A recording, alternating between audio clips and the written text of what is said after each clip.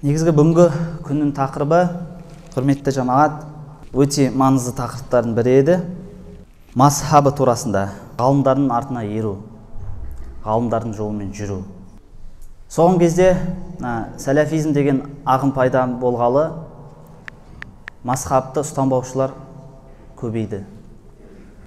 Мазхаб деген не нәрсе екенін түсінбейді әлі де, өкінішке орай. Бірақ мазхаб деген нәрсе ол қарапайым тілмен түсіндірейін сіздерге. Қарапайым халық түсінетіндей, мазхаб деген не нәрсе? Және мазхабсыздық деген не нәрсе? Мазхаб ұстанған мен мазхаб ұстанбағанның айырмашылығы қандай? Мешітте жамағат екіге бөлінеміз, біреулер мазхаб ұстанады, біреулер мазхаб ұстанбайды. Мысалы, мазхаб ұстанбайтындардың көзқарасы мынандай: ғалымдар керек емес, Аллах Тағала Құран мен сүннетті бізге түсірді, біз тікелей Құран мен суннамен жүруіміз керек дейді. Ал мазхаб ұстанатындардың көзқарасы мынандай: Аллах Тағала Құран мен сүннетті түсірді, қарапайым адам, тракторист немесе сварщик, арабша білмейді, ол Құран мен сүннетті өзі тікелей қалай ашып, түсініп, үкім шығара алады. Ол не істейді? Ол мазхаб ұстанады. Құран мен сүннетті өмір бойы зерттеп, үкім шығарып кеткен ғалымдардың үкімдерін алады, жай ғана алады, болды. Сұрамайды, дәлелі қандай екен, андай екен, мындай екен. Өйткені ол дәлелді ажырата алмайды, не істейді сұрап. Мысалы, біреу айтса: бауырым, брат, сен балаңды математикаға оқытпа, мектепке берме. Мен оқытайын өзім, келші, үйден оқытам мен математиканы. Дипломы жоқ. Математиканың хабары жоқ. Ол баланы мектепке апармай үйден оқытса, ол бала математик болып шыға ма? Жоқ, әрине. Неге? Өйткені мектепте мамандар отыр ғой, математиканың мамандары. Бәленбай жыл сабақ берген математикадан. Ұстаз болған, солардың алдынан барып өтсе, сол математиканы одан математик шығуы мүмкін. Ал жай ғана жоқ, мектепке бармай қой, кел үйден өзім оқытам десе, математик шықпайды одан. Қарапайым мысал, боксердің өзі, біреу чемпион мерім боксер болғысы келеді. Кел, гаражда груш алып қойдым, мен сені өзім боксер олып шығарам деп. Бокстан дым хабары жоқ адам.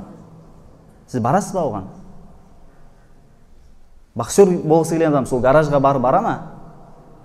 Грушасы бар екен. Ол не істейді? Ол тренер іздейді, сауатты, кәдімгідей боксер шығарған, мықты чемпиондар шығарған залға барады, ұстазға барады, тренерге барады. Сол секілді ғой, құрметті жамағат, мазхаб деген ол мектеп.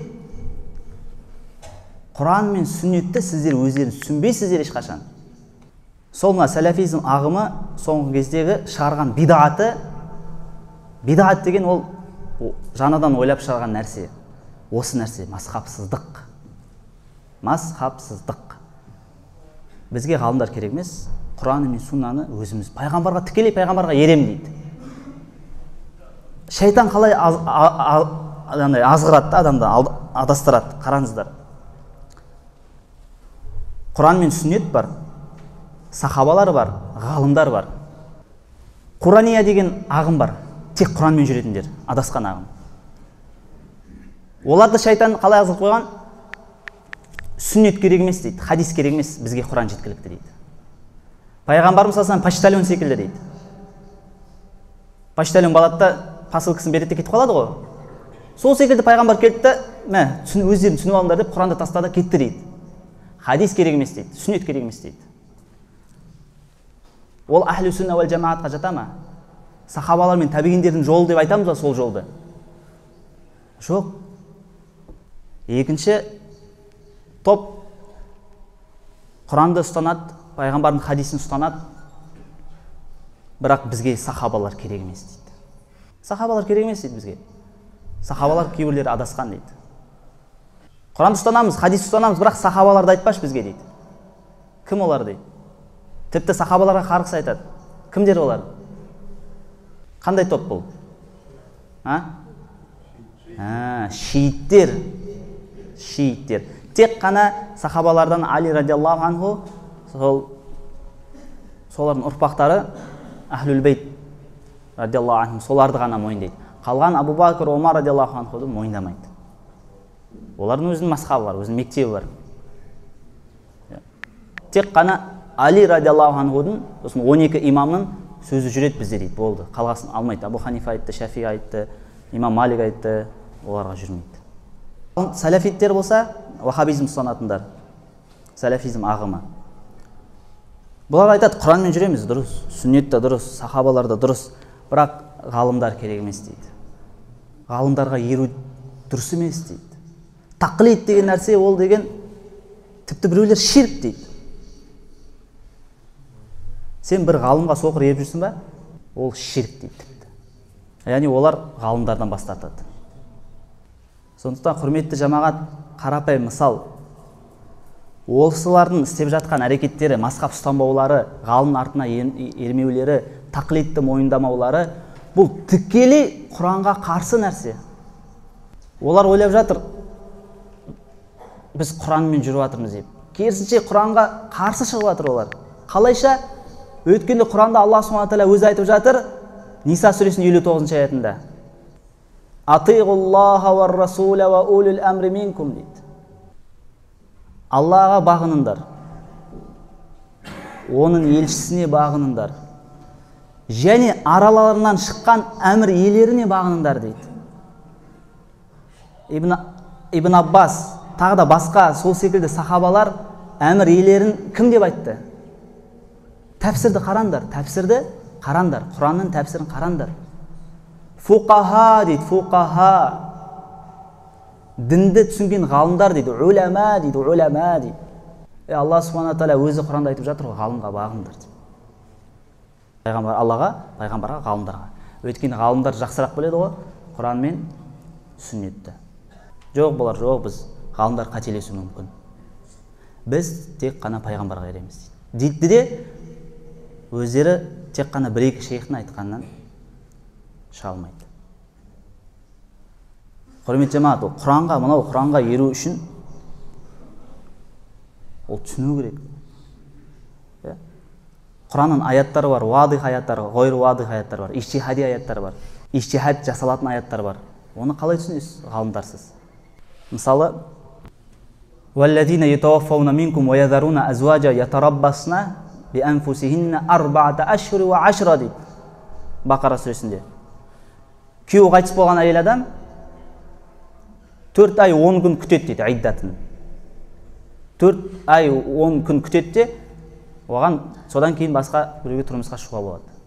Дәл сол Бақара сүресінде وَالَّذِينَ يَتَوَفَّوْنَ مِنْكُمْ وَيَذَرُونَ أَزْوَاجًا وَصِيَّةً لِأَزْوَاجِهِمْ مَتَاعًا إِلَى الْحَوْلِ غَيْرَ إِخْرَاجٍ деп келеді. Дәл сол күйеуі қайтыс болған әйел не істейді дейді? Күйеуі жазып кету керек дейді, иләл хаул. 1 жылға дейін сол әйелді үйінен шығармай, өсиет жазып кету керек. Бір Бақара сүресінде 2 аят бар, екеуі бір-біріне қарама-қайшы. Ғалымдарсыз бұны қалай түсінесің сен? Қалайсың үкім шығарасың сен? Ұнаған ала саласың ба? Мынау аятта тұр. Ғалымдар жақсырақ біледі ғой, мына бірінші аятты қалай түсіну керек, екінші аятты қалай түсіну керек, екі аятты бір-біріне қалай сәйкестендіру керек. Алла Тағала Құранда айтты, «Фақсилу вуджухакум». Бетіңді жу деп айтты. Бет қай жерге дейін? Қай жерге дейін бет деген? Мойынға дейін ба мына? Или екке дейін ба?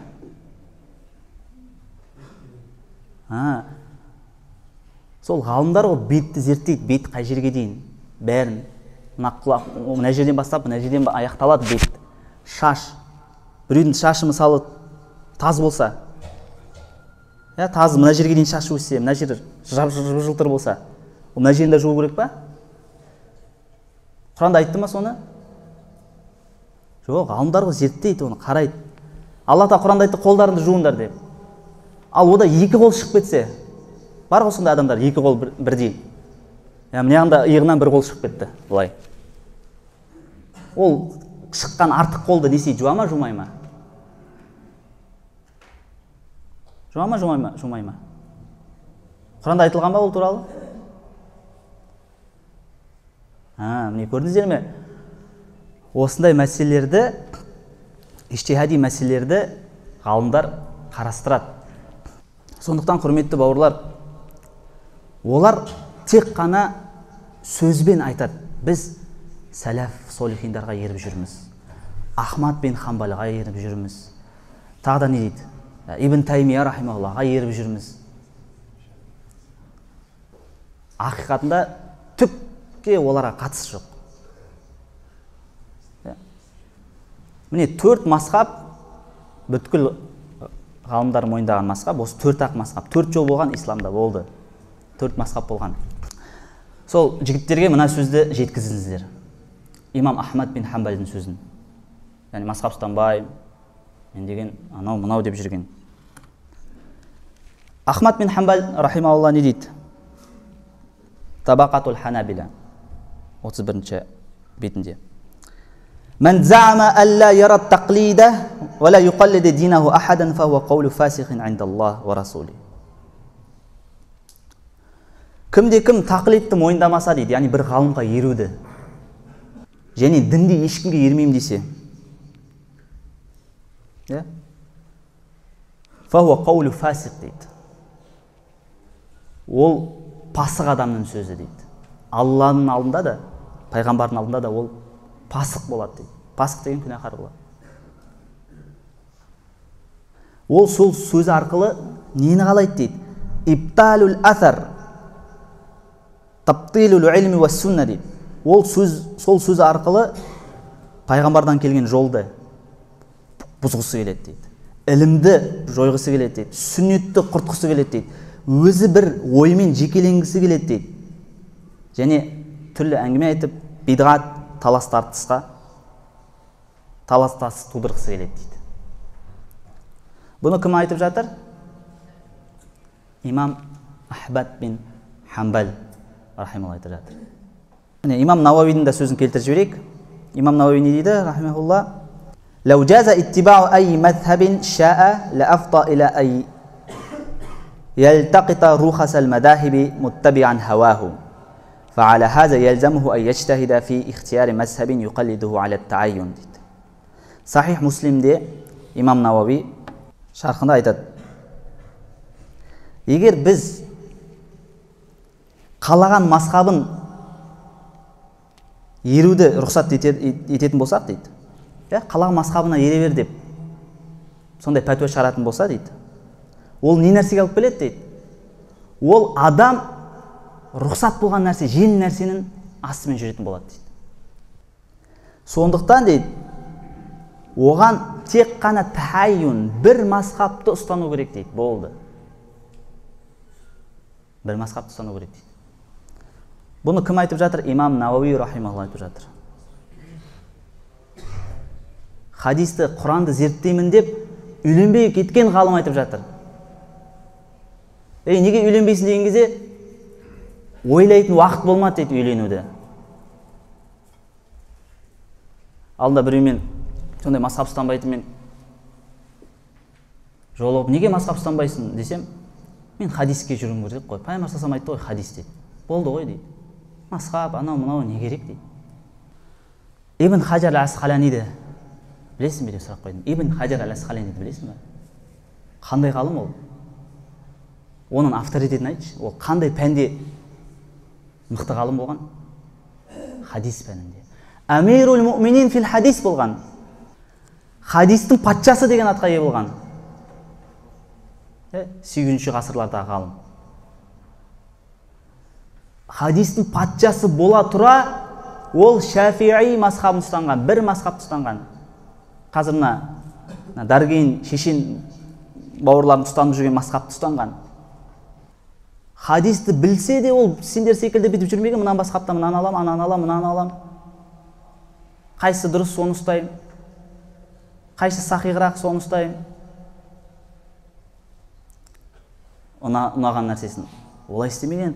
Сол нәрсе сенің ақылың санан болса, сол нәрсе саған жеткілікті болатын еді ғой. Сен бірінші сол ғалымның дәрежесіне жетіп алсайшы. Ол сол ғалым сондай хадиске дәрежеге жете тұра мазхабтан айырылмаған. Өткен өзінің дәрежесін білген, ол деген имам Абу Ханифа секілді емес ол. имам Шафии сияқты бола алмайды ол, имам Ахмад бин Хамбал секілді бола алмайды ол, имам Малик секілді бола алмайды ол. Өйткені солардың ғасырынан 8 ғасыр бұрын өмірге келді ол. Бірақ хадисті мықты білген. Ал қазір 20 ғасырда өмір сүрген ғалымдардың сөзін, өкінішке орай олар сол сахабалардың сөзі, Абу Ханифа, Шафии секілді, Ахмад бин Хамбал секілді сөздерге, мысалы Ахмад бин Хамбал айтып жатыр десең, Абу Ханифа айтып жатыр, Шафии айтып жатыр десең, олар пысқырмайды. Ал қазіргі мына ғасырдағы ғалымдарын айтсаң, о, дұрыс айтады дейді. 4 мазхабтың ғалымы да жұқа нәскеге рұқсат емес деп айтты десе, олар жоқ. Олар Құран мен сүннеттен дәлел алып келген жоқ дейді. Құран мен сүннетте осындай километр жүру керек, осынша су кірмеу керек деген шарт бар ма дейді Құран мен сүннетте. Абу Ханифа, Шафии, Ахмад бин Хамбал, Малик айтты десе, олар қателес адам ғой дейді. Алдында біреуіне сұрақ қойдым сол. Жақсы, онда капрон нәскеге бола ма десем? Болады онда капрон нәскеге. Тіпті олар капрон нәскеге де рұқсат берген, иә? Неге? Өйткені капрон нәскеде көрініп тұрады, иә? Көрініп тұрады ғой. Ал онда көрініп тұрмау керек деп кім айтты? Хадис бар ма көрініп тұрмау керек деген? Или Құранда бар ма? Тағы да мысалы бір мәселе, әйел мен ер адамның намазының айырмашылығы. Әйел мен ер адам намазда, құрметті жамағат, екеуінің намазы екі бөлек. Әйел кішкене жасырын бетіп, жасырын оқиды, талтаймайды жаңағыдай, жасырынады, бір-біріне денесі тиіп тұрады. Ер адам басқаша тұрады. 4 мазхабта да осылай. Бірақ олар келді да, не істеді? Осы ғасырда келді да. Жоқ, пайғамбар саллаллаху алейхи хадисі бар. Соллу кама раайтумуни уссолли. Пайғамбар саллаллаху айтты, мені қалай намаз оқып жатқанымды көрдіңдер, солай намаз оқыдыңдар. Пайғамбарымыз саллаллаху алейхи айтқан жоқ қой, әйелдер бөлек оқыңдар, ерлер бөлек оқыңдар деп айтқан жоқ қой. Мен қалай намаз оқимын, сөйтіп оқыңдар деді. Әйелдерге де сөйтіп айтты, ерлерге де сөйтіп айтты, жалпы айтты дейді. Хадисті солай өздерінше түсінді де, содан қандай үкім шығарды? Сондықтан әйел мен ер адамның намазында ешқандай айырмашылық жоқ. Ал жаңағы 21 риуаят келген хадис, әйелдің намазы басқа, ердің намазы басқа деп 4 мазхаб жеткізген хадис, олардың көзінше ол әлсіз. Хадистер бар ғой, пайғамбар саллаллаху алейхи айтқан, сәждеге барғанда домма дейді, денелерін бір-біріне жабыссын дейді, әйелдерге айтады. Ерлерге олай айтпайды. Ерлерге сәждеде шынтақты тегізбеңдер дейді, әйелдерге тегізіңдер дейді. Бұл хадистерді қайда қалды? Олар әлсіз дейді. Бір ғалымға келіп, сондай бір жігіттердің бірі, ғалым, сендер неге әйелдердің намазын бөлек қыласыңдар? Субханалла, хадис бар емес пе Бухариде? Мен қалай намаз оқығанын көрсеңдер, солай оқыңдар. Пайғамбар бөлген жоқ қой, былай намаз, әйелдер былай оқысын, еркектер былай оқысын деп бөлген жоқ. Соллу кама раайтумуни уссолли деді. Мен қалай намаз оқығанымды көрдіңдер, бітті, солай оқыңдар деді. Бухариде хадис келеді деді. Сол кезде ана ғалым, хадис меңгерген үлкен ғалым ғой, Ханафи мазхабының ғалымы. Ал жігітке айтқан екен. Сол Бухариде пайғамбарымыздан дәрет тұрып сындырған деген хадис бар ғой деген. Иә дейді. Бар ма ондай хадис? Бар.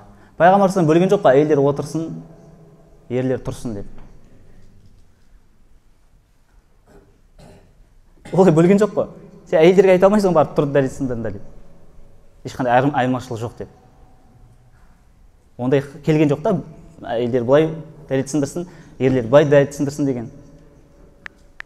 Сол кезде әлгі жігіт үндемей қалған да.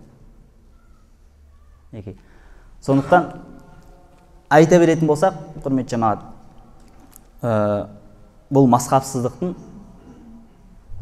қаупі өте көп, иә.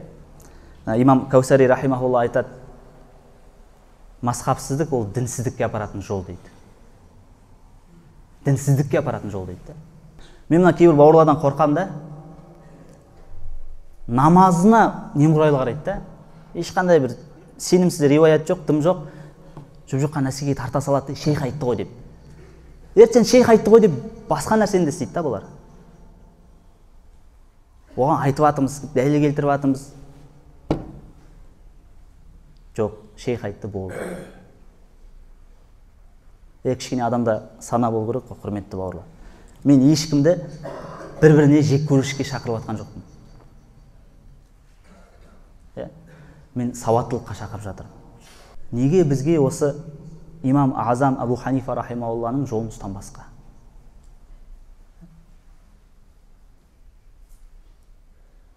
Сондықтан,